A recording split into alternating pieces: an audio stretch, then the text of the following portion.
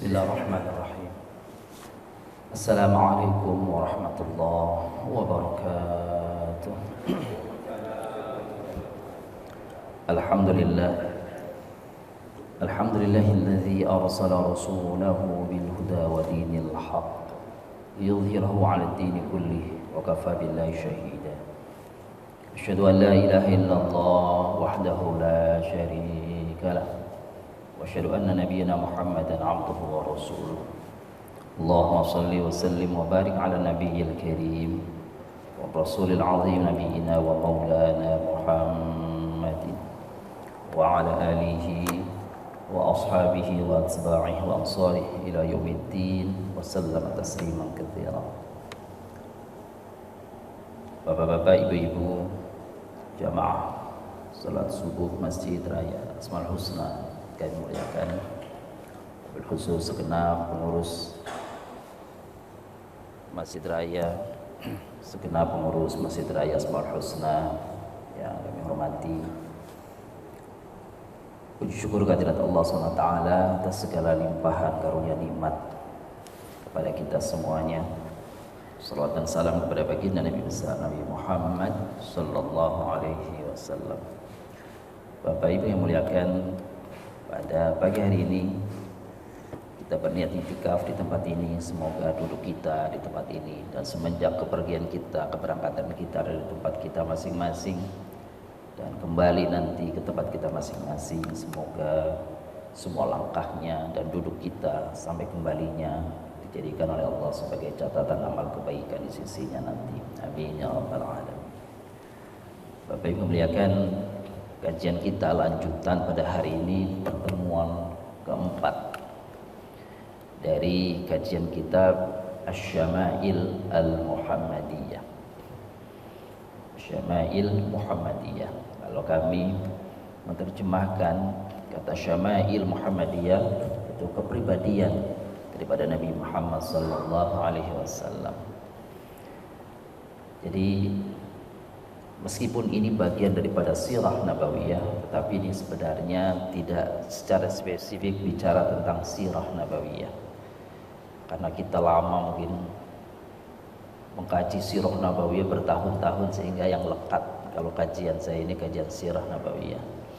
Nah, hari ini kajiannya bicara tidak secara khusus tentang sejarah Nabi, tetapi bagaimana mengenal kepribadian Nabi, bagaimana mengenal tingkah laku Nabi, bagaimana mengenal keseharian Nabi. Sesungguhnya bapak-bapak, ibu-ibu yang kami muliakan, sebelum ini kita di Masjid Raya Asmaul Husna, setelah kita beberapa tahun membahas tentang sirah nabawiyah sampai dengan beliau Rasulullah SAW wafat, terus kita dalam mungkin bangsa 16 kali pertemuan yang lalu kita membahas tentang Al-Yaum An-Nabawi yang kami terjemahkan dengan sehari bersama Nabi. Meskipun judulnya sehari bersama Nabi, ternyata kajiannya sampai 16 bulan gitu, sampai 1 bulan lebih. Tapi judul bukunya sehari bersama Nabi gitu ya. Ternyata banyak yang kita gali, kita ulas, dan subhanallah, mudah-mudahan itu menjadi semangat kita untuk bisa meneladani bagaimana beliau bersikap. Termasuk hari ini, Bapak yang muliakan, pertemuan kita yang keempat, kita ingin mengenal bagaimana sosok Nabi Sallallahu Alaihi Wasallam. Dari bahasan hari ini kita akan bahas tentang bagaimana, nggak kelihatan itu ya Bapak ya, jadi kecil sekali itu terjemah. Gitu ya. Bagaimana tertawanya Nabi, bagaimana kelakarnya Nabi, candaan Nabi, bagaimana cara tidur Nabi, gitu ya. Dan terakhir nanti bagaimana tentang beberapa poin tentang ibadah Nabi sallallahu alaihi wasallam. Ya. Jadi ini kami kemas beberapa tayangan, mudah-mudahan bisa memberikan gambaran kepada kita, informasi kepada kita, dan semoga kita dimampukan untuk bisa meneladani apa yang dilakukan, dicontohkan oleh baginda Nabi kita Nabi besar Muhammad sallallahu alaihi wasallam. Baik, bagi muliakan, Sekarang kita bicara tentang bagaimana Rasulullah kalau bicara. Bagaimana kalau beliau sedang berkomunikasi dengan para sahabat. Rasulullah SAW kalau bicara, ya, beliau tidak bicara cepat, bicaranya tidak cepat. Sebagaimana ini hadis Nabi nih. Rasulullah SAW tidak berbicara cepat sebagaimana kalian, tetapi beliau berbicara dengan kata-kata yang jelas dan tegas. Orang yang duduk bersamanya akan dapat menghafal kata-katanya saking intonasinya, ya, temponya, kecepatannya itu enggak cepat sehingga orang mudah mencerna, mudah mendapatkan informasi itu dengan jelas. Sampai seakan-akan apa yang disampaikan ke beliau itu cepat lekat di ingatan sahabat. Itulah mengapa bapak-bapak ibu yang muliakan, hadis-hadis Nabi Shallallahu Alaihi Wasallam itu mudah sekali diterima oleh para sahabat, diriwayatkan oleh para sahabat. Itulah kenapa, karena bicara beliau jelas, temponya, kecepatannya juga terukur, tidak terlalu cepat sehingga mudah diterima, ditangkap. Rasulullah SAW suka mengulang kata-kata yang diucapkannya sebanyak 3 kali agar kata-katanya dapat dipahami.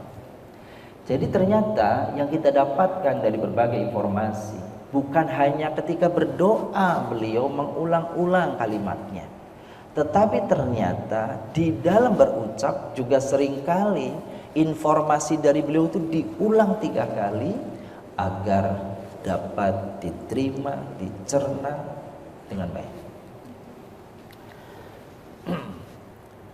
Selanjutnya, nah, kadang-kadang beliau berkelakar dengan sahabat-sahabat, gitu ya. Ada joke-joke di sana, ada humor, ada guyon. Nabi juga senang. Jadi Bapak Ibu yang kami muliakan, jangan membayangkan Nabi itu hidupnya itu tegang, serius, terus enggak. Nabi itu hidupnya enggak serius, tegang terus enggak. Kadang-kadang diselingi dengan canda, dengan tawa, gitu ya, guyon. Nah, tapi bagaimana guyon beliau, gimana kelakar beliau? Beliau kalau tertawa tidak tertawa kecuali hanya tersenyum. Maksudnya kalau tertawa itu tidak sampai keluar suara ngakak, itu enggak. Itu Nabi kalau tertawa enggak sampai ngakak, keluar suaranya. Bila aku memandang kepadanya, aku berkata dalam hati, betapa hitam pelupuk matanya padahal tidak dihitami. Ini testimoni sahabat dari hadis-hadis. Jadi apa yang kami sampaikan ini dalam kitab Syama'il Muhammadiyah berupa hadis-hadis menceritakan bagaimana sosok Nabi kita, Nabi Muhammad SAW. Tiada tertawa Rasulullah SAW kecuali hanya tersenyum saja. Nah, itu ya. Kelakar Rasulullah SAW ini suatu kalimat misalnya diungkapkan kepada anak kecil, itu mereka para sahabat bertanya, wahai Rasulullah, apakah anda suka bergurau kepada kami? Rasulullah bersabda, benar, hanya saja kata Rasul, kalau bercanda, kalau bergurau, kalau guyonan, hanya saja apa yang kukatakan tidak lain hanyalah kebenaran.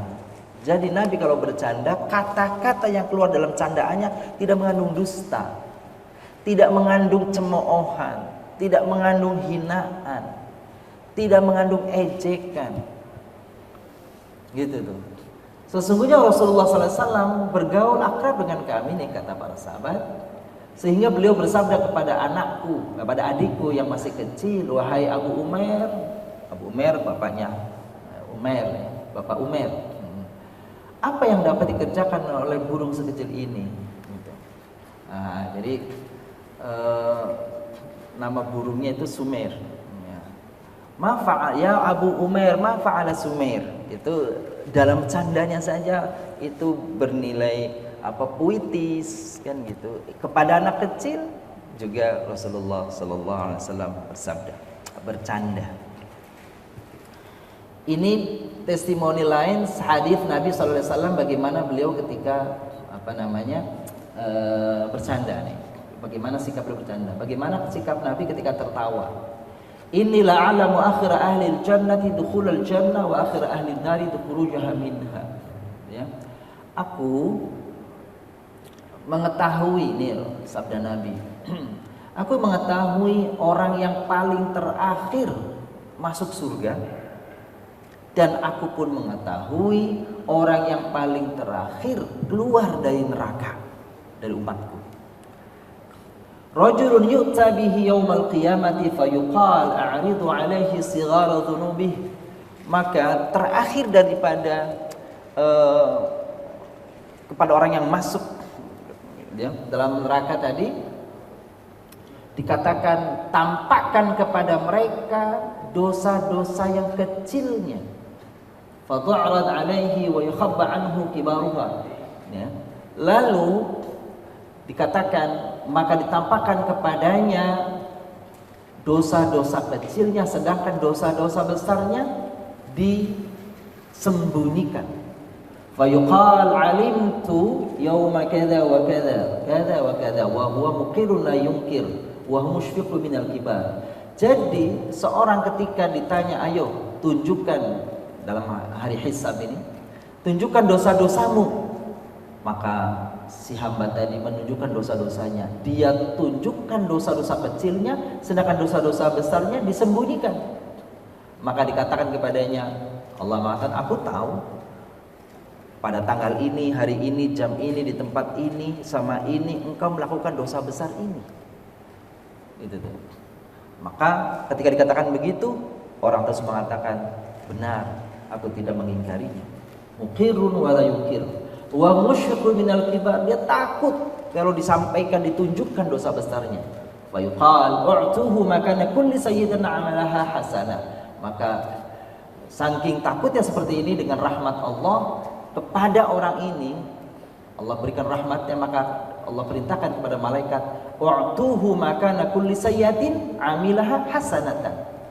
Berikan kepada orang ini setiap perbuatan buruknya diganti dengan kebaikan. Qala fayaqul inna li dzunuban ma araha. Maka kemudian orang-orang sambil pada mengatakan, aku punya dosa ini, aku punya dosa ini, punya dosa ini. Ingin segera diampuni dosanya. Qala Abu Dzar, maka berkatalah Abu Dzar, falaqad ra'aitu Rasulullah sallallahu alaihi wasallam dhahik hatta badat nawajidu. Jadi orang begitu menghadap Allah pada takut, ternyata ketika dia mengatakan dosa-dosa kecilnya, menyembunyikan dosa besarnya, Allah katakan ganti dosa kecil dengan kebaikan-kebaikan. Kan gitu. Akhirnya orang berebut untuk mengungkapkan dosa-dosanya ya di hadapan Allah SWT. Ini diantara candaan Nabi seperti ini. Maka dia tertawa hatta badat nawajiduhu. Dia tertawanya hanya kelihatan nawajid, gigi-gigi jadinya ini. Tidak sampai berbunyi keluar suara cekikikannya. Itu Rasulullah SAW ketika tertawa. Sekarang cara tidur Rasul. Ini sebagian kita sudah melakukan hal ini, Bapak Ibu. Ternyata tidur itu, cara tidur Rasulullah itu ada doa-doa yang diucapkannya sebelum tidur. Nah, kalau barangkali kalau kita baca doa ini lama juga kita bisa tidurnya ini, Bapak Ibu. Sesungguhnya Nabi SAW berbaring tempat tidurnya, beliau letakkan telapak tangannya dan telapak tangan kanannya di bawah pipinya yang kanan. Jadi seperti ini, miring. Jadi karena tidak ada bantal yang empuk, maka bantalnya adalah tangan kanannya di atas pipinya. Sambil berdoa, Rabbi qini adzabak yauma tab'ats ibadak. Ini Bapak Ibu, doanya kalau kita mau gunakan pendek ini. Jadi ketika sedang berbaring, sudah berbaring, hadirkan dalam hati kita doa menjelang tidur dari sekian banyak doa. Rabbi qini adzabak yauma tab'ats ibadak. Apa maknanya? Rabbi, ya Tuhanku, qini, jaga diriku, adzabak, dari azabmu, yauma tab'ats ibadak, hari di mana engkau bangkitkan hamba-hambamu. Ada hal lain yang tidak dijelaskan dalam tayangan ini, Bapak Ibu muliakan, bisa kita lakukan. Rasulullah kalau hendak tidur, maka beliau itu kemudian bersiap-siap setelah berwudu. Sebelum berbaring, beliau dalam keadaan membuka telapak tangannya. Beliau buka telapak tangannya seperti ini. Di depan wajahnya, lalu beliau bacakan pertama surat Al-Ikhlas sekali, lalu bacakan surat Al-Falaq sekali, lalu bacakan surat An-Nas sekali. Setelah selesai itu semuanya, beliau usapkan tangan yang tadi itu. Sebelum diusapkan, disemburkan dulu. Jadi bacaan tadi setelah selesai gitu ya. Surat An-Nas kan yang terakhir tadi, minal jinnati wan nas. Selesai, beliau usapkan tangan kanan kirinya dari mulai wajah sampai ke anggota tubuh yang mampu disentuhnya. Dan itu dilakukan dalam 3 kali. Setelah itu barulah beliau berbaring. Ketika sedang berbaring itu, beliau juga masih membaca ayat kursi. Ayat kursi. Setelah membaca ayat kursi, diriwayatkan beliau belum lagi berbaring, beliau ambil kain, kalau ada kain atau apa, beliau kibaskan tuh tempat tidurnya itu. Maka setan-setan, jin-jin yang ada di kasur itu, yang ada di tempat tidur kita, maka dia lari tunggang-langgang. Begitu sudah mulai berbaring, rebahan, maka beliau diantara doanya begini, Rabbi qini azabak yawma tab'ats ibadak. Masih ada lagi doa-doa yang lain yang beliau sampaikan. Coba bayangkan Bapak Ibu, jadi kalau mau tidur lama enggak ya? Nah, selesai enggak jadi tidur ini ya, karena gitu ya. Apa yang dibaca Nabi SAW ketika hendak tidur? Ini diantaranya nih ya. Doa hendak tidur. Kalau ini kan biasa Bapak Ibu baca nih. Alhamdulillah, bismikallahumma ahya wa amut. Riwayat lain itu redaksinya berbalik. Bismikallahumma amutu wa ahya. Jadi ada 2 riwayat gitu ya. Riwayat yang biasa kita baca, ini yang di dalam kitab Al-Adhkar Imam An-Nawawi, bismikallahumma ahya wa amut. Tapi dalam redaksi hadis yang lain, bismikallahumma amutu wa ahya. Apa maknanya bismikallahumma ahya wa amut? Kalau yang ini, yang tampak di layar ini, dengan nama Allah. Bismika, dengan namamu ya Allah, aku hidup dan aku mati. Tapi kalau tadi redaksinya dibalik, bismikallahumma amutu wa ahya, dengan namamu ya Allah, aku mati dan aku hidup. Maksudnya mati adalah tidur, karena sesungguhnya tidur itu adalah kematian yang sementara. Tidur adalah kematian yang sementara. Kalau rohnya tidak kembalikan, ya selesai sudah, mati selama-lamanya. Apalagi yang dibaca, Bapak Ibu melihat, ada zikir sebelum tidur. Nah ini nih, ini belum doa nih, baru zikir. Bagaimana haditsnya? Nasihat Rasulullah SAW kepada Ali bin Abi Thalib dan Fatimah, kepada putrinya dan menantunya. Nih, saya potong begini. Idza awaituma ila firashikuma, jika engkau berdua, maksudnya Ali dan Fatimah, mulai rebahan di tempat tidurmu, au idza akhadtuma madaji'akuma, atau engkau sudah mulai berbaring, fakabbir salatan, maka bertakbirlah 3 kali. Allahu Akbar, Allahu Akbar, Allahu Akbar. Wa thalathin, bukan 3 kali ternyata. Thalathan wa thalathin, 33 kali. Wasabbiha thalathan wa thalathin, bertasbihlah 33 kali. Subhanallah, subhanallah, subhanallah. Berapa kali? 33 kali.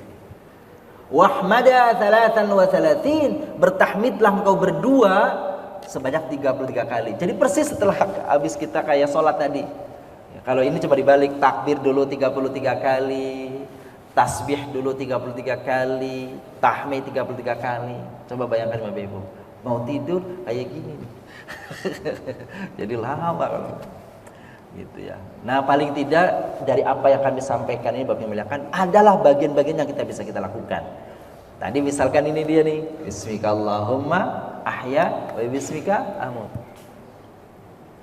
Anjurannya Bapak Ibu muliakan, sebelum tidur ada sunnah yang boleh kalau mampu kita lakukan. Apa itu?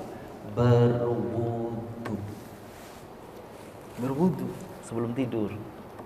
Bahkan dalam hadis yang lain Rasulullah SAW mengatakan, jika ada 3 hal dilakukan oleh orang ini, gitu, ada seseorang 3 hal dia lakukan, maka dia akan dilindungi di hari tidak ada perlindungan. Salah satunya al-wudu'u indal makarih. Coba ini Bapak Ibu bisa kita lakukan. Apa kata Rasulullah? Nih, jika bisa melakukan hal-hal ini, maka nanti kelak di akhirat, di saat orang sedang berkumpul, di terik matahari yang didekatkan, yakni di dalam mahsyar, perih, pedih, sengsara, susah, payah, semua, gak ada minum, gak ada apa, tidak ada perlindungan. Ternyata ada orang-orang yang diberi perlindungan, naungan, payung oleh Allah. Di antaranya sifatnya pertama adalah al-wudu'u indal makarih. Apa itu artinya? Wudu pada saat-saat yang tidak menyenangkan. Saat kita mau tidur kan enaknya pengen leha-leha, pengen nyantai, pengen senang, pengen udah ini rebahan. Ternyata dianjurkan wudu pada saat itu, termasuk wudu yang seperti ini, wudu yang kelak nanti akan mendatangkan perlindungan di hari kiamat. Apalagi wudu yang tidak disukai, gitu ya. Jadi wudu itu bukan perkara mau sholat 5 waktu saja. Malam bangun, Bapak Ibu kamu lihatkan, seperti tadi malam mungkin Bapak Ibu bangun jam 3:30, mungkin jam 4, kan lagi dingin, lagi nyaman tidur, nggak nyaman, subuh belum, masih setengah jam lagi, masih 1 jam lagi, Bapak Ibu bangun mengambil air wudu pada saat yang sesungguhnya tidak menyenangkan secara alami. Di saat itulah Rasulullah tadi menjanjikan wudunya pada saat-saat yang tidak menyenangkan itu, karena dingin, karena ngantuk, akan berbalas nanti naungan Allah di hari akhir nanti. Jadi insya Allah ini mudah-mudahan kalau waktu kesempatan kita ini kita bisa lakukan. Bertakbir 3 kali, 33 kali bertahmid 33 kali, bertasbih 33 kali sebelum tidur. Apalagi di antara doa yang dibaca ketika hendak tidur, idza awa ahadukum ila firasyih, jika seseorang sudah merebahkan dirinya di kasurnya, falyanqud firasyahu bidakhilati izarihi, ya, fa innahu la yadri ma khalfahu fihi wal yaqul. Ya, artinya nih, berkata Rasulullah sallallahu alaihi wasallam, janganlah salah seorang dari kalian hendak berbaring di atas tempat tidurnya, hendaklah ia mengibas. Jadi Bapak Ibu, kalau kita mau tidur dianjurkan dikibaskan. Kalau dia ada bed covernya dikibaskan. Kenapa itu? Kan gitu ya? Karena boleh jadi ada jin, ada setan di situ yang sedang tiduran. Oh, makasih, ini jelas jadinya ya, benar. Ada sedang tiduran. Dan dalam hadis Nabi SAW disebut orang yang tidur di tempat tidur lupa berdoa, maka kalau dia suami istri, setan ikut menggaulinya. Maka jangan heran kalau nanti anaknya itu, auzubillah min dzalik, itu bagian daripada ada intercept daripada setan, mudah terkena kerasukan jin dan sebagainya. Berdoa seperti itu. Maka itu berdoa selanjutnya nih, Allahumma bika wada'tu jambi wa bika arfa'uhu. Ya Allah, denganmu aku letakkan tubuhku dan denganmu pula aku angkat. Allahumma ini amsakta nafsi. Ya Allah, jika ternyata ini tidurku adalah tidur terakhir, mati setelah ini, karena ada juga orang tidur terus mati, ya, faghfir laha, maka ampuni ya Allah dosa-dosaku.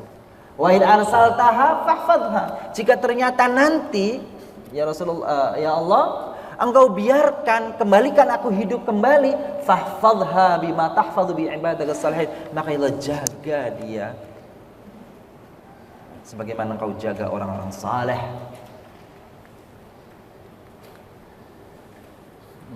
Doa yang lain, jadi banyak doa. Ini kalau kita membahas ini, jadi rasa-rasanya tidur nggak jadi ya kan gitu. Apalagi sebelum tidur baca surah Tabarok lagi, waduh, gitu. Baca surah Tabarok, baca ini, baca itu. Ucapan lainnya, doa yang dibaca, Allahumma aslamtu nafsi, ya Allah, aku serahkan diriku ilaika kepadamu. Wa fawwadtu amri ilaika, aku serahkan seluruh urusanku kepadamu. Wa wajjahtu wajhi ilaika, aku hadapkan wajahku kepadamu. Walja'tu zahri, aku rebahkan punggungku ilaika kepadamu. Rahbatan wa rahbatan, raghbah wa rahmah, gitu ya. Raghbah wa rahbah. Gitu. Dalam keadaan berharap, ya, mau suka nggak suka, ya. La malja wala manja, tidak ada tempat berlindung, tidak ada tempat bernaung kecuali kepadamu, ya Allah. Amantu bi kitabik, aku beriman kepada kitabmu, alladzi anzalta, kepada yang telah diturunkan, wa binabiyika alladzi arsalta, dan kepada nabimu yang telah kau utus. Kalau seseorang dijanji Nabi, kalau seseorang baca ini sebelum tidurnya, fa'in mutta, kata Nabi, kalau engkau meninggal setelah baca ini di waktu tidur itu, mutta alal fitrah, maka engkau meninggal dalam keadaan bersih dari dosa-dosa. Hari itu. Kalau ini ujungnya sih pengen nih Bapak Ibu. Ujung ininya pengen nih. Tapi masalah bacanya ini nih. Nanti kalau ada yang, ini mudah-mudahan di websitenya Masjid Raya Asmaul Husna ini apa namanya pointers ini, ya, tayangan ini bisa di blog, di share di situ sehingga jamaah nanti bisa membuka, mudah-mudahan ya bisa membuka, bisa mendownload mengcopy, mendownloadnya. Atau banyak juga buku-buku yang menyebutkan doa-doa seperti ini. Ini janji Rasul, gitu ya. Apabila engkau meninggal di malam itu setelah kau berdoa ini nih, maka engkau meninggal dalam keadaan fitrah. Fitrah itu suci, bersih, tanpa dosa, diampuni oleh Allah. Oh, ini yang kita berharap nih, yang ininya nih. Gitu. Kita tidak bisa mengatakan, masa iya, wong ini Rasulullah yang mengatakan, masa nggak percaya, kan gitu.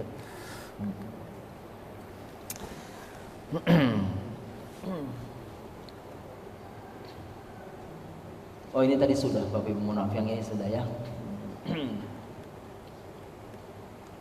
Bagaimana Rasulullah ketika berbaring?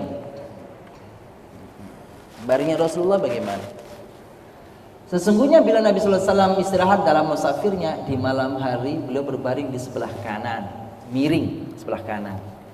Ya, dan bila beliau istirahat pada musafirnya menjelang subuh, maka beliau tegakkan lengannya dan diletakkannya kepala di atas lengannya. Begini nih. Ya. Jadi memang kalau Rasul tidak menggunakan bantal empuk kayak kita. Tapi boleh juga Bapak Ibu, bantal kita ada, sambil karena berniat untuk meneladani Nabi, kita letakkan tangan kita di pipi kita seperti itu. Karena Nabi begitu. Bahkan Rasulullah SAW itu Bapak Ibu muliakan, kalau setelah Qiyamul Lail menjelang subuh, beliau selesai sebelum subuh tuh. Sebelum subuh selesai itu beliau istirahat, berbaring sejenak. Untuk apa? Untuk mengistirahatkan dari malam yang habis lama ke bertahajud, perlu istirahat. Maka sebelum azan subuh tiba, beliau berbaring gitu, ke arah kanannya. Seperti itu. Kayaknya kalau kita berbaring jangan-jangan lewat subuhnya, kan gitu ya. Habis tahajud gitu, begitu berbaring azan sampai nggak kedengeran, lewat begitu. Baik.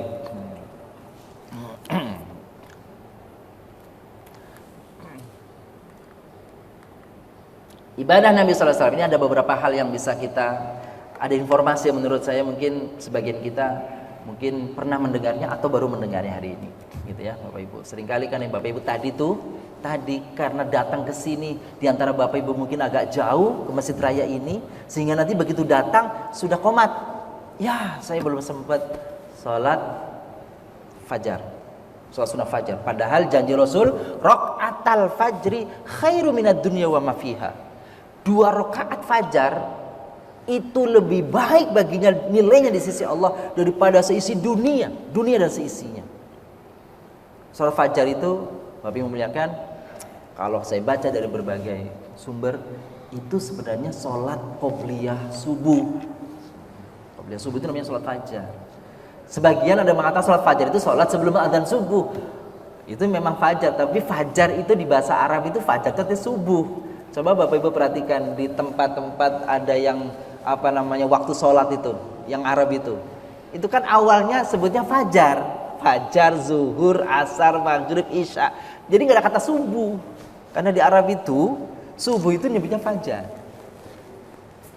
Jadi sholat fajar adalah sholat sunnah qobliyah tadi itu.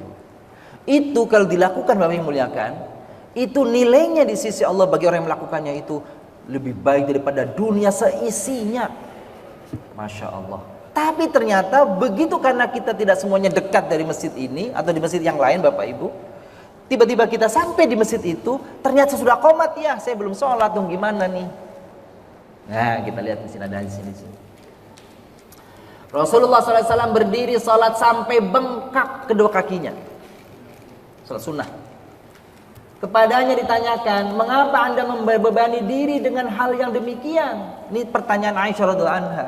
Jadi suatu saat Aisyah itu melihat Nabi SAW itu sholat malam, semalaman itu sholat aja, sambil testimoninya Aisyah. Kalau beliau mengangkat wajahnya itu bercucuran, bertetesan air dari janggutnya, dari jenggotnya. Kenapa? Karena menangis. Lalu Aisyah radhiyallahu anha itu lihat telapak tangannya dan kakinya, lututnya itu sampai berbekas saking lamanya kalau sujud. Maka ditanya sama Aisyah radhiyallahu anha, ya Rasulullah, mengapa engkau lakukan ini sampai bengkak-bengkak lututmu, sampai tanganmu? Karena Nabi itu kalau dia sholat di tempat itu nggak kayak kita. Bapak Ibu muliakan, kita bersyukur empuk karpet kita ini. Kalau Nabi hanya pakai sulaman daripada pelepah kurma, sehingga kalau kita ada di situ tangan kita pada berbekas. Sehingga saking sayang Fatimah mengatakan, ya Rasulullah, mengapa kau lakukan seperti ini? Kalau bahasa kita, ngapain sengsara sih, susah-susah sih? Engkau kan sudah dijamin oleh Allah, engkau kan sudah pasti masuk surganya. Apa jawab beliau? Afala akuna abdan syakura. Wahai Aisyah, aku ini melakukan ini ingin menjadi hamba yang bersyukur. Nabi yang sudah dijamin surganya, seperti itu ibadahnya.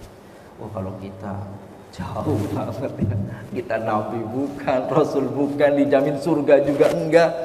Aduh ya Allah, jauh bener kan gitu ya.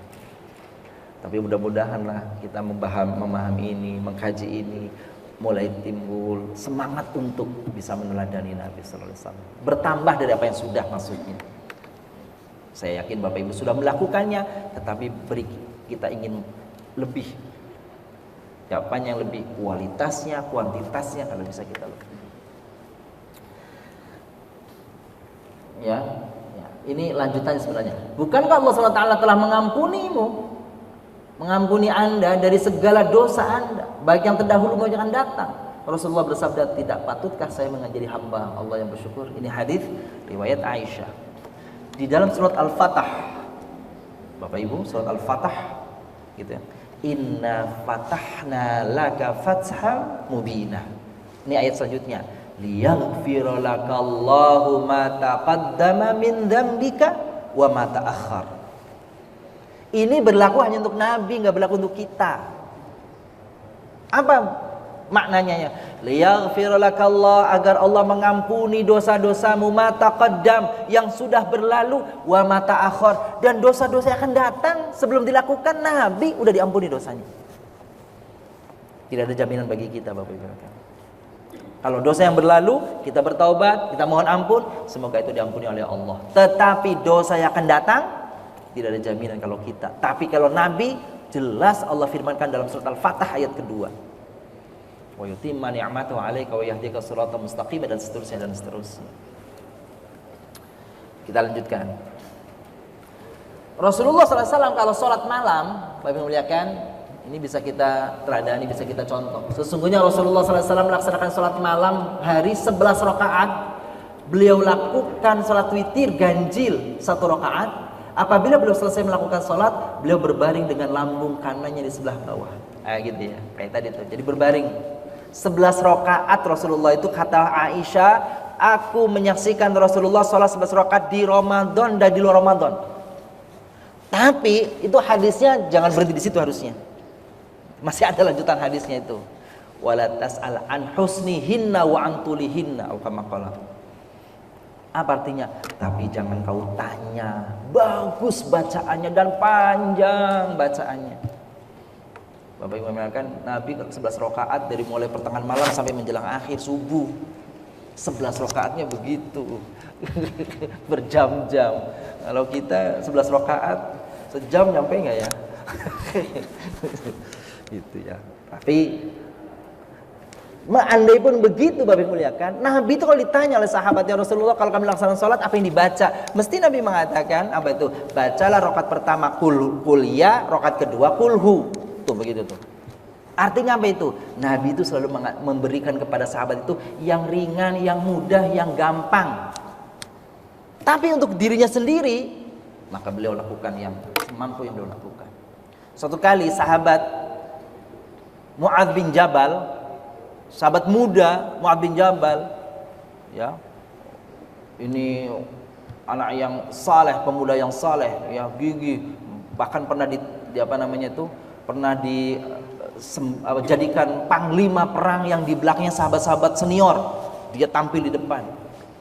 Suatu saat hafidz Quran, beliau memimpin sholat di depan, panjang bacaannya, niru Nabi.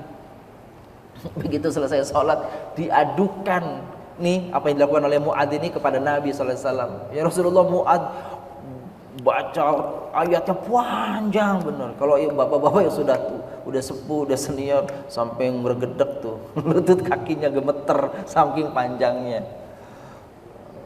Kata sahabat tadi mengatakan, hai Mu'adz, kamu panjang sekali baca doa, saya laporkan kepada Nabi. Kata Mu'adz, ayo laporin, paling juga Nabi akan belain saya. Gitu. Akhirnya dilaporkan kepada Nabi, dipanggilnya Mu'adz sama sahabat tadi yang melaporkan, berduanya menghadap Nabi. Apa yang terjadi? Rasulullah SAW mengatakan kepada Mu'adz, suara Rasulullah meninggi. Kalau bahasa kita marah Nabi itu, sambil mengatakan afattanun anta ya Mu'adz, afattanun, 3 kali disebut afattanun anta ya Mu'adz. Apa artinya tuh? Hai Mu'adz, kamu mau bikin fitnah, kamu mau bikin fitnah. 3 kali disebutnya. Maksudnya apa fitnah itu? Orang yang tadinya ke masjid gara-gara dia jadi imam, besok lah kagak lah ke masjid. Sholatnya panjang banget begitu, cari aja yang lain lah, atau nggak di rumah, jadi fitnah. Maka muncul nasihat Nabi, kalau engkau mimpin jamaah, pakailah yang sederhana. Tapi kalau engkau sholat sendiri, panjangkan bacaannya tuh Mu'adz. Ya, Nabi panjang bacaannya. Sesungguhnya Nabi SAW tidak wafat, ini dalam hadis yang lain ya Bapak Ibu ya, sampai kebanyakan sholatnya, sholat sunnah dilaksanakan dalam keadaan duduk. Tuh Bapak Ibu tuh boleh ya, sholat malam Bapak Ibu, meskipun Bapak Ibu dalam keadaan mampu berdiri, sholat sunnah, tapi ini awas, sholat sunnah nih Bapak Ibu boleh duduk sholatnya. Tapi kalau sholat wajib nggak boleh. Kalau sholat wajib, maksudnya nih, jangan sampai salah paham. Sholat wajib kita mampu berdiri, kita duduk, nggak sah. Karena rukun sholat itu, bukan rukun, maaf, syarat sholat itu berdiri. Syarat itu apa? Kalau nggak dilaksanakan, batal. Kalau kita mampu berdiri, sholat wajib, kita duduk, nggak sah. Tapi sholat sunnah, Bapak Ibu mampu berdiri, duduk pun boleh. Dibalik tuh, cuma kata para ulama berdasarkan satu riwayat, pahalanya separuh. Separohnya karena dia mampu berdiri, dia duduk. Tapi kalau dia nggak mampu berdiri, itu hal lain. Nggak apa-apa separuh, yang penting bisa dilakukan Bapak Ibu. Nggak apa separuh juga nggak apa-apa kan gitu. Tapi kalau yang ulama yang lain mengatakan nggak usah mikirin lah separuh atau ini, pokoknya kalau Allah ridho mah Allah kasih. Ada dia. Baik, kita lanjutkan. Nih, ternyata sholat fajar itu Bapak Ibu ada kodoknya. Saya katakan tadi sholat fajar ya, sholat sunnah fajar tadi ya. An Malikin, annahu balaghahu anna Abdullah bin Umar fatathu rak'atal fajri faqadahuma ba'da an tala'ati syams. Ini Malik ya, meriwayatkan satu perbuatan yang dilakukan oleh sahabat. Jadi apa yang dilakukan oleh sahabat itu namanya hadisnya hadis mauquf. Boleh mengikuti. Ini dia. Gitu ya. Fatathu rak'atani. Rasulullah sallallahu alaihi wasallam ketinggalan. Kira Rasulullah kok ketinggalan subuhnya gini. Ini Bapak Ibu jangan begitu berpikirnya. Apapun yang dilakukan oleh Nabi itu berefek hukum. Maksudnya ngasih tahu, nih kalau begini caranya begini. Nabi kok bisa kelewatan sholat fajarnya? Gitu. Apa yang dilakukan Nabi, bahkan kesalahannya pun dalam tanda kutip, bukan kesalahannya mungkin apa ya, kekhilafannya itu menjadi efek hukum. Contoh, Nabi kelewatan sholat fajarnya, maka bunyilah ada hadis. Fathathu rak'atal fajri, beliau ketinggalan 2 rakaat fajar, faqadahuma ba'da tala'ati syamsu, beliau ganti qadha salat fajarnya tadi itu yang ketinggalan. Kapan? Tapi setelah matahari naik. Duha. Jangan habis salat subuh langsung, enggak ada salat subuh gitu. Nah, ini ilmu tuh. Jadi ibu yang aduh saya kok enggak dapat, aduh kok saya kok enggak ini, jangan khawatir. Kalau rasanya kita pingin melaksanakan salat, begitu salat duha selesai, naik 2 rakaat, usolli sunnatal fajri rak'atain qadaan lillahi ta'ala. Tuh boleh. Jadi hari itu kita dianggap dapat pahala salat fajar yang tadi itu. Itu Bapak Ibu. Hadisnya fatathu rak'atal fajri faqadahuma ba'da an tala'ati syamsu. Catatannya setelah matahari terbit, setelah sholat syuruk. Kalaupun tadi belum sholat duhanya nanti, setelah sholat syuruk, setelah sholat isyraq, sholat sunnah. Gitu Bapak Ibu.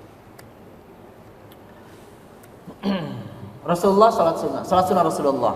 Berapa rakaat sholat sunnah Rasulullah? Banyak riwayat yang berbeda-beda. Kan gitu. Aku pelihara amalan-amalan Rasulullah sallallahu alaihi wasallam. Ini ucapan sahabat. Berupa salat 8 rakaat. 2 rakaat sebelum zuhur, 2 rakaat sesudahnya, 2 rakaat sesudah salat maghrib, 2 rakaat sesudah salat isya. Selanjutnya Ibnu Umar berkata, Hafsah menceritakan kepadaku perihal 2 rakaat salat fajar, tapi aku tidak pernah melihatnya dilakukan Rasulullah. Awas nih, ini kata-kata di bawah ini jangan salah paham. Jadi Rasulullah SAW Babi menyatakan sholat sunnahnya itu 8 rakaat. Tapi dalam hadis lain 10 rakaat. Di dalam riwayat lain 12 rakaat. Jadi sebenarnya mari kita berhitung nih. Ya, 2 sebelum zuhur, 2 sebelum, 2 sesudah. Asar nggak ada. Kalau yang rawatib. Tapi Bapak Ibu boleh. Bukankah kita pernah tayangkan di sini hadis Nabi sallallahu alaihi wasallam, beliau mendoakan rahimallahu rajulan shalla qabla al-asri arba'an. Semoga Allah merahmati orang yang sholat sebelum asar 4 rakaat. Tapi bukan masuk rawatib, bukan sholat sunnah muakkadah. Tapi bukannya nggak boleh. Rasulullah tetap menganjurkan. Boleh. Tapi bukan muakkadah. Tadi 4 tambah 4 udah berapa tuh Bapak Ibu? 8. Sebelum maghrib nggak ada yang muakkadah. Itu hadisnya Imam Bukhari. Salatlah sebelum maghrib 2 rakaat, salatlah sebelum maghrib 2 rakaat, salatlah sebelum maghrib 2 rakaat. 3 kali disebut sama Nabi, tapi ujungnya ada kata-kata begini, man syaa liman syaa, bagi siapa yang menginginkannya. Itu kata-kata itu menjadi akhirnya kemudian orang kalau gitu nggak harus. Tapi boleh. Orang mengatakan apa? Kalau kita sholat 2 rakaat sebelum maghrib nanti bersama dengan tenggelamnya matahari, huruf syams. Ya enggak lah, kenapa enggak? Wong adzannya saja sudah tenggelam. Adzan itu sudah tenggelam, enggak boleh sebelum tenggelam. Jadi artinya sudah tenggelam matahari. Berarti berapa tuh? 4 tambah 4 tambah 2, 8. Setelah maghrib yang sangat dianjurkan. Ya. Kalau itu dianjurkan. Berapa tuh? 10. Ya. Terus Isya. Isya. Sesudah Isya 14. Kan sebelumnya juga enggak rawatib, bukan sunnah muakkadah. Plus sebelum subuh. Jadi kalau yang rawatib saja, yang dianjurkan saja sebelum sesudah zuhur, setelah maghrib, setelah isya, sebelum subuh. Itu jumlahnya 10. Gitu. Ya, Bapak Ibu. Itu salat sunnahnya Rasulullah sallallahu alaihi wasallam. Gitu. Kita lanjutkan. Salat duha Rasulullah sallallahu alaihi wasallam. Mu'adzah binti Abdullah Al-Adawiyah bertanya kepada Aisyah radhiyallahu anha, apakah Rasulullah sallallahu alaihi wasallam mengerjakan salat pada waktu duha? Gitu. Maka Aisyah radhiyallahu menjawab, benar, beliau melakukan 4 rakaat dan terkadang beliau menambah lagi sebanyak yang dikehendaki oleh Allah Azza wa Jalla. Jadi tentang duha ini Bapak Ibu muliakan, riwayatnya ada yang mengatakan 4 rakaat, ada yang mengatakan 8 rakaat, dan bahkan ada yang mengatakan 12 rakaat. Minimal 2 aja dah. 2 rakaat aja, yang penting jangan ketinggalan kalau bisa. 2 rakaat saja. Apa kata Nabi? Setiap orang itu memiliki 360 sendi di dalam dirinya. Sendi-sendi kita nih Bu, sendi nih. Ini tangan ada sendinya semua. 360 sendi semua tubuh kita nih. Maka sendi-sendi itu bersedekah bila melaksanakan sholat duha. Sedekahnya sendi-sendi kita itu adalah ketika kita melaksanakan sholat duha. Jadi insyaallah Bapak Ibu termasuk orang-orang yang istiqamah ya. Tapi kalau suatu saat nggak melakukan, ketinggalan, jangan terlalu menyesal. Jangan sampai nangis, nggak usah ya. Pokoknya yang meninggalkan nyesal, tapi jangan terlalu. Kenapa? Karena itu bukan wajib. Jadi, jangan sampai penyesalannya seperti yang wajib, nggak boleh. Ya menyesal tapi jangan terlalu. Sesungguhnya Nabi SAW melakukan sholat 4 rakaat sesudah tergelincir matahari sebelum sholat zuhur. Ya, beliau bersabda, sesungguhnya waktu ini merupakan saat pintu-pintu langit terbuka, maka aku menyukai amal salehku diangkat saat itu. Itu duha. Jadi duha apa namanya deh?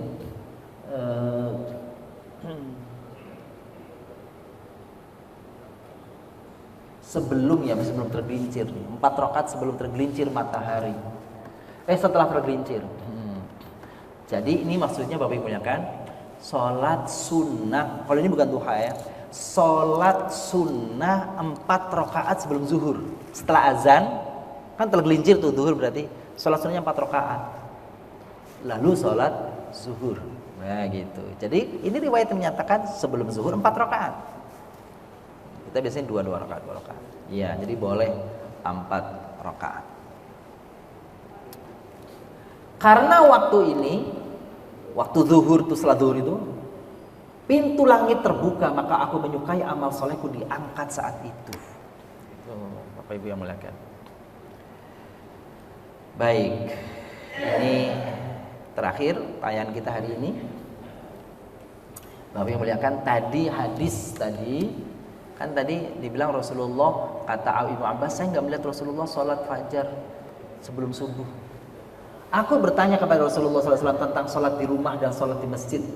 Beliau bersabda, sungguh kau melihat sendiri alangkah dekatnya rumahku dengan masjid. Sungguh aku lebih suka untuk sholat di rumah kalau rumahnya dekat masjid.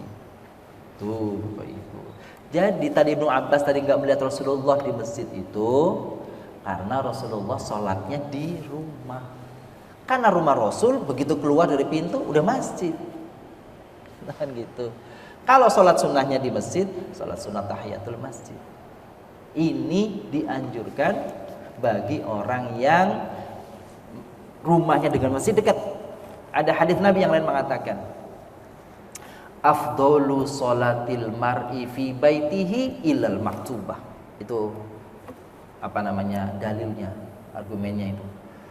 Apa artinya? Seutama-utama sholat sunnahnya seseorang adalah di rumah, kecuali sholat wajib. Tuh. Tapi jangan sampai dipotong, dipahami sampai setengah doang hadisnya. Kamu kok sholatnya di rumah terus? Ada hadisnya. Hadisnya tapi dipotong separuh doang. Apa hadisnya? Afdhalus sholatil mar'i fi baitihi. Tuh kan hadisnya Nabi. Kacau ini manipulasi hadis namanya. Apa artinya? Seutama-utama sholat adalah di rumah. Tahu nggak? Tuh hadisnya. Ya tapi itu baru koma. Masih ada lanjutannya. Illal maktubata, kecuali sholat wajib. Kalau sholat wajib di masjid. Kadang-kadang orang main potong aja, hukumnya enak aja, berdalil sesuka-sukanya. Bapak Ibu yang muliakan, inilah uraian singkat pada pertemuan keempat ini tentang kepribadian Nabi, tentang sikap Nabi, ibadah Nabi, cara ujug-ujugnya Nabi SAW seperti yang akan disampaikan tadi, cara bicara, tertawa, cara tidur beliau. Mudah-mudahan di antara tadi yang kita sampaikan tadi ada juga niatan kita ingin meneladani, ingin mengikuti, ingin mencontoh, ingin menambah. Paling tidak seperti semua kayak Nabi, ada hal-hal yang insya Allah saya tambah tuh yang seperti itu. Nah, ini fungsinya daripada kita mengikuti ta'lim, kajian. Dan untuk sementara kami muliakan, untuk kajian pertemuan keempat ini kami cukupkan sampai di sini. Nanti barangkali ada yang bertanya, kami silakan. Untuk sementara kami cukupkan. Walhamdulillahirabbil alamin. Silakan kalau ada yang tanya. Monggo. Bismillahirrahmanirrahim. Assalamualaikum warahmatullahi wabarakatuh. Assalamualaikum warahmatullahi wabarakatuh. Mohon izin bertanya Ustaz, tadi ada kebiasaan Rasulullah SAW sebelum tidur gitu. Gimana kalau seseorang membacanya dan apabila dia meninggal pada malam itu, maka dia meninggal dalam keadaan fitrah. Nah, yang saya ingin tanyakan, apabila seseorang mungkin seseorang itu pelaku maksiat atau sering berbuat dosa, apabila dia mendengar amalan ini atau kebiasaan ini dan beliau dan orang tersebut mengamalkannya secara rutin, tetapi dia juga belum bisa meninggalkan maksiat atau belum bisa meninggalkan dosa-dosa sepenuhnya gitu. Nah, apabila pada malam itu dia membacanya dan meninggal pada malam itu, apakah berlaku juga bagi orang itu, Ustaz? Maka beliau meninggal dalam keadaan fitrah. Terima kasih Ustaz. Wassalamualaikum warahmatullahi wabarakatuh. Waalaikumsalam warahmatullahi wabarakatuh. Luar biasa, Bapak muliakan. Pengampunan dosa itu ada 3 macam. Pengampunan dosa itu ada 3 macam. Pertama, terkait dengan dosa-dosa kecil. Yang kedua, terkait dengan dosa-dosa besar. Yang ketiga, dosa yang terkait dengan hak-hak manusia yang lain. Itu beda-beda cara permohonan ampunannya. Terhadap dosa-dosa kecil, maka begitu banyak sabda Nabi SAW yang dapat menggugurkan dosa-dosa kecil itu. Tanpa secara spesifik kita mohon ampun, apalagi kalau mohon ampun astagfirullahaladzim, itu kan namanya spesifik mohon ampun. Maka banyak amalan-amalan yang bisa menghapuskan dosa. Contoh Bapak muliakan, berangkat ke masjid setiap langkahnya penghapus dosa, gitu ya. Berpuasa penghapus dosa, sholat ke sholat penghapus dosa. Kan banyak hadisnya kan sahih itu. As-salatu ila salat kafar lima bainahuma, al-umratu ila al-umrati kafaratun lima bainahuma, salatul al-jumu'atu ila al-jumu'ati kafaratun lima bainahuma. Itu kan artinya begini, antara sholat Jumat yang satu dengan Jumat yang lain, antara-antaranya itu diampuni dosa-dosanya. Tapi semua tentang hal ini tadi, istighfar, belajar, berangkat ke tempat ke masjid, terus tadi sholat tadi disebutkan tadi, semuanya terkait dengan dosa-dosa kecil. Dosa-dosa kecil dengan itu diampuni. Tapi kalau dosa besar, maka itu harus bertaubat. Tuh. Kalau dosa kecil tadi termasuk tadi mau tidur, maka kalau dia hanya berdosa kecil, selesai. Seperti itu kira-kira. Ada lagi dalam hadis ini kan banyak ya. Rasul mengatakan siapa yang membaca ayat kursi di waktu pagi, maka dia meninggal saat itu terampuni kecuali dia melakukan syirik. Siapa yang membaca ayat kursi di waktu petang maghrib, maka dia kalau meninggal malam itu dia termasuk yang diampuni kecuali syirik. Jadi kalau syirik nggak bisa. Kalau dosa besar, taubat. Ketiga, kalau dosanya berkaitan dengan hak-hak orang, nggak bisa diwakili dengan itu, harus minta maaf kepada orang yang bersangkutan. Jadi kalau gitu jelas, kalau dia pelaku maksiat besar, taubat, harus bertaubat. Tidak bisa digugurkan dengan hanya amalan-amalan yang seperti tadi. Tapi kalau orang misalnya dosa-dosa kecil, gitu, maka dengan seperti tadi hadis tadi, maka semoga hadis Nabi tadi seperti demikian adanya, menghapus dosa sekecilnya sehingga dia menjadi fitrah suci di malam itu. Wallahu a'lam. Demikian. Makasih.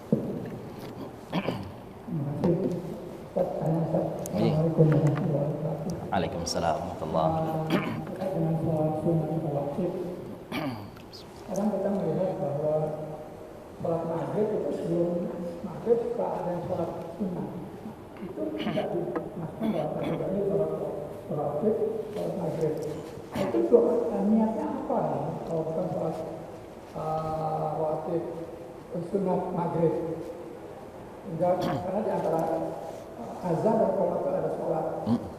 Yang kedua tentang hari Jumat. Nah hari Jumat juga kadang-kadang kita habis azan ada sholat. Apakah itu termasuk sunat Jumat? Dan setelah sholat Jumat, sholat juga sunat. Apakah itu sholat ba'da sunat, ba'da Jumat atau sholat ba'da zuhur? Terima kasih. Terima kasih, Pak. Jadi kalau terkait dengan maghrib tadi qabliyah tadi, itu namanya qabliyah. Tapi ada dua macam. Kalau dia masuk masjid padahal belum azan, gitu kan, belum azan, maka sholatnya perhatikan. Kalau dia sholatnya sunnah tentu belum boleh. Kalau sholat sunnah qabliyah karena belum azan, gitu ya. Sekarang dia sholat sunnah, bukankah sholat sunnah itu saat huruf itu tidak boleh? Maka kalau sholat sunnahnya itu karena ada sabab, karena sebab memasuki masjid, namanya sholat tahiyatul masjid, maka itu dibolehkan menurut sebagian sahabat, menurut sebagian ulama dibolehkan. Sekarang dia sholat maghrib sudah adzan. Nah dia sholat sunnah kan nggak ada sholat sunnah seperti itu. Kan tadi pertama riwayatnya Imam Bukhari radhiyallahu an, rahimahullah taala mengatakan, sholatlah kalian sebelum maghrib 2 rakaat, sholatlah sebelum maghrib 2 rakaat, sholatlah sebelum maghrib 2 rakaat, liman sya'a, bagi yang mengingininya. Jadi memang awalnya diperintahkan, cuma karena waktu maghrib itu sempit, nggak panjang, maka ya yang punya waktu yang lengang monggo, kalau enggak ya silakan, nggak usah, nggak apa-apa. Yang dimaksud itu adalah nilainya Bapak Ibu. Sholat sunnahnya rawatib itu, sholat sunnah yang mengikuti dan mengikuti sholat wajib itu namanya rawatib. Cuma nilainya ada yang muakkad, ada yang ghairu muakkad gitu tuh. Apa muakkad? Muakkad itu artinya yang sangat dianjurkan. Nah itu tadi yang jumlahnya sebelum zuhur, setelah maghrib, setelah isya, sebelum subuh. Tuh dia. Itu yang muakkad. Tapi yang lainnya ghairu muakkad, kecuali setelah asar ya. Setelah subuh, setelah asar nggak boleh. Maka yang lainnya itu ghairu muakkad. Makna ghairu muakkad tetap sunnah, cuma tidak sangat dianjurkan. Gitu maksudnya. Maka sebelum maghrib, qabliyatul maghrib, sholat sunatan qabliyatul maghrib. Itu yang pertama. Yang kedua, sholat zuhur itu kan di dalam jamaah kita biasanya kalau Jumat setelah azan ada yang sholat, ada yang diem. Itu gimana itu? Maka ada dua sumbernya Bapak yang muliakan. Rasulullah SAW tidak sholat setelah azan karena azannya itu azan langsung. Kalau kita sebenarnya gini nih ya, kita azan Jumat itu 2 kali. Itu asalnya azan 2 kali itu adalah azan pertama itu untuk ngasih tahu orang, ayo sholat Jumat berangkat, kan gitu tuh maksudnya itu awalnya ya. Karena kan waktu Islam sudah mulai di Madinah sudah mulai berjauhan rumahnya gitu, maka orang mau sholat Jumat jauh-jauh waktu, oh udah ada azan, berarti segera itu. Azan itu bukan untuk sholat bukan penanda datang waktu sholat. Bapak Ibu yang muliakan, kalau di Madinah, di Masjid Nabawi, perhatikan kan ada adzan ya sebelum subuh ya. Ada adzan sebelum subuh. Itu apa? Orang qiyamul lail, sholat malam. Di beberapa masjid kita juga banyak yang begitu. Satu jam sebelum subuh itu azan. Itu bukan subuh. Azan itu ngasih tahu, ini sudah saatnya bangun untuk apa? Qiyamul lail misalnya. Nah, karena azannya tadi azan aslinya belum waktu masuk zuhur Jumat, maka datang orang, lalu dia sholat di masjid. Kan gitu tuh. Nah, begitu imam naik baru azan. Ini azan yang aslinya. Nah, sekarang kita di sini tradisinya azan 2 kali itu, azan pertama waktu masuk sudah azan, baru azan kan gitu. Azan yang kedua imam naik mimbar. Kan begitu tuh. Maka terkait hal ini, maka ada menggunakan di dalam waktu Nabi tadi kali gitu ya. Jadi waktu Nabi itu azan itu sekali itu karena itu maksudnya. Jadi zaman Utsman azan itu 2 kali. Ini zaman Utsman bin Affan, zaman Nabi sekali. Zaman Utsman 2 kali azan itu Jumat. Tapi azan yang pertama adalah azan bukan waktu, azan mengajak orang pergi ke masjid. Oke. Nah, apapun yang dilakukan oleh sahabat itu bisa menjadi hukum karena Nabi mengatakan alaikum bisunnati wa sunnati khulafair rasyidin min ba'di. Kalian pegang sunnahku dan sunnah-sunnah sahabat setelahku. Jadi kalau kita mengikuti sahabat, bagian dianjurkan oleh Nabi sallallahu alaihi wasallam. Itu pertama. Yang kedua, bagi yang melaksanakan salat sunnah qabliyah Jumat setelah azan, itu karena ada apa? Karena ada hadis Nabi yang mengatakan ma bainal adzanaini salatun. Gitu. Ada dalilnya. Apa? Ma bainal adzanaini salatun. Antara dua adzan yang dimaksud adalah adzan dan qomat. Setiap kali ada adzan dan ada qomat, maka di tengah-tengahnya itu terkait dengan salat itu ada salat sunnah. Makanya maghrib antara adzan qomat ada salat sunnah. Isya adzan qomat ada sunnah. Meskipun riwayatnya ini kan nggak muakkad, maka orang-orang yang lain bilang yang penting ada petunjuk itu kita sholat. Perkara muakkad nggak muakkad ya itu perkara kan bukan larangan, cuma nilainya saja. Kan gitu. Jadi bagi yang melakukan sholat sebelum zuhur, sebelum Jumat karena berpatokan kepada hadis tadi mengatakan ma bainal adzanaini sholatun. Antara dua adzan ada sholat sunnah maksudnya. Adzan yang pertama dimaksud adzan yang kedua dimaksud adalah iqamah. Nah, kalau sholat Jumat ya qobliyahnya qobliyah Jumat, ba'dahnya ba'diyah Jumat. Gitu. Kalau Bapak Ibu sedang musafir, sholatnya zuhur, ya qobliyahnya ba'dahnya ba'diyah zuhur dan qobliyah zuhur. Wallahu a'lam bishawab. Cukup ya Bapak Ibu? Oh, masih ada ayat terakhir boleh. Assalamualaikum warahmatullahi wabarakatuh. Assalamualaikum warahmatullahi wabarakatuh. Berkaitan dengan sholat sunat fajar dan sholat sunat subuh, masih ada yang berpandangan bahwasanya antara sholat sunat fajar berbeda dengan sholat sunat subuh. Kemudian yang kedua, untuk niatnya, kalau seandainya kita lakukan niat sholat sunat fajar itu melakukan niat sholat sunatan fajar, apakah sholat sunatan subuh? Itu terima kasih. Waalaikumsalam warahmatullahi wabarakatuh. Bapak Ibu muliakan, di dalam fikih itu lazim, biasa terjadi perbedaan. Jadi kalau ditanya apakah ada orang-orang yang bersikap ada sholat fajar sendiri, sholat qabliyah subuh sendiri, ada seperti itu. Tapi sejauh yang kami ketahui, tadi saya katakan fajar itu dalam bahasa Indonesia berbeda dengan subuh. Gitu ya. Fajar dulu baru subuh. Maka namanya ada fajar kadzib, ada fajar sodik kan begitu. Nah, tapi kalau merujuk ke dalam bahasa Arab, fajar itu ya subuh. Nama lain fajar itu sholat subuh. Maka yang berpatokan pada yang kedua ini, kalau yang tadi berpatokan pertama berarti sholat fajar sebelum subuh. Padahal sholat sebelum subuh itu masuk kategori sholat malam. Sholat malam ini ya. Tapi begitulah perbedaan pendapat, nggak apa-apa perbedaan pendapat. Jadi sholatnya kan bagus-bagus saja, nggak apa-apa. Nah, lalu yang mengatakan itu ada sholat fajar malam, maka sholatnya qabliyatus subuh, kan begitu. Sholat sunatnya qabliyatus subhi, kan begitu tuh. Bagi yang mengatakan fajar itu adalah qabliyat subuh, maka niatnya usolli sunnatal fajri raka'ataini. Gitu saja. Jadi nggak ada masalah, nggak apa-apa, nggak salah. Toh sholat sunnah itu nggak ada apapun. Sholat sunnah mutlak kan dianjurkan, dibolehkan sepanjang waktunya, saatnya dibolehkan. Jadi mohon maaf, begitu niatnya seperti tadi. Sholli sunnatal fajr. Kalau yang menganggap fajarnya adalah sebelum subuh. Kalau menganggap itu adalah sholat sunnah qobliyah, ya sholli sunnata qobliyata subh. Gitu. Dan seterusnya. Wallahu a'lam bishawab. Demikian Bapak yang muliakan pertemuan kita hari ini. Apa-apa yang benar datangnya dari Allah, apa yang salah keliru karena kelemahan diri.